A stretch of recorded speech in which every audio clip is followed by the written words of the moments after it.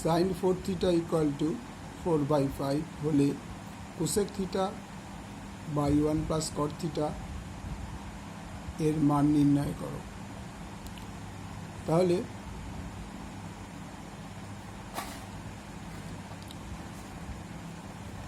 Cosec theta by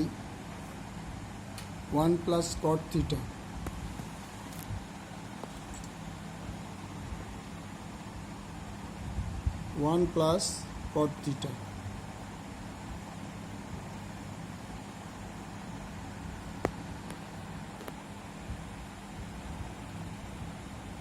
equal to cosec theta মানে হচ্ছে 1 by sine theta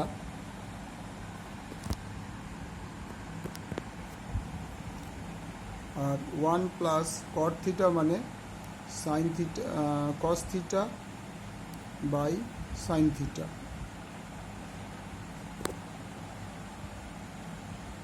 equal to 1 by sine theta by এর তলা যদি 1 ধরি এলসিএম হবে সাইন থিটা।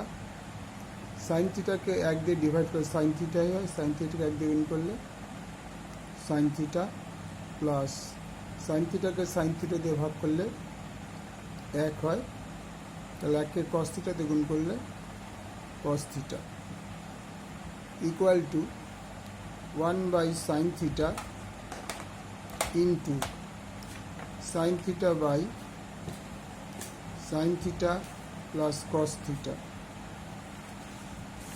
এবার খেয়াল করে দেখো এই সাইন থিটা কেটে গেল, তাহলে পড়ে রইল 1 by sine theta plus cos theta. তো আমার জানতে হবে এর মান নির্ণয়, কারণ আমি আগেই পেয়েছিলাম, দেখো এই সাইডে করে দিচ্ছি সেটা। সাইন থিটা ইকুয়াল টু 4/5 বলে দিয়েছিল, তাহলে এখানে সাইন থিটার মানটা আমি পেয়ে যাচ্ছি, বাট কস থিটার মানটা আমি জানি না। আমরা জানি sine square theta plus cos square theta equal to 1, সুতরাং cos square theta equal to 1 minus sine square theta, তাহলে cos theta equal to √1 minus sine square theta. তাইলে সাইন থিটা আমি কত পেয়েছিল 1 মাইনাস 4/5, যে 1 4/5 তার স্কোয়ার, তার মানে 1 minus 16/25 equal to 25 minus 16/25 equal to √9/25 equal to 4/5।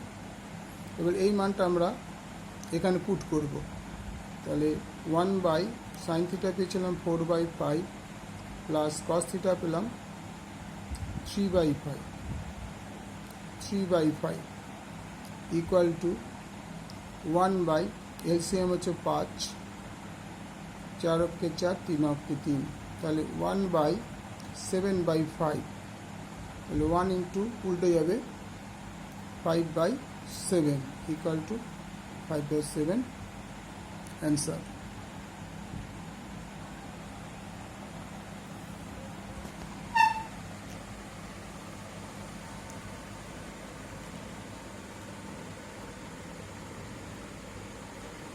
আশা করি পুরো অঙ্কটা তোমরা বুঝতে পেরেছো।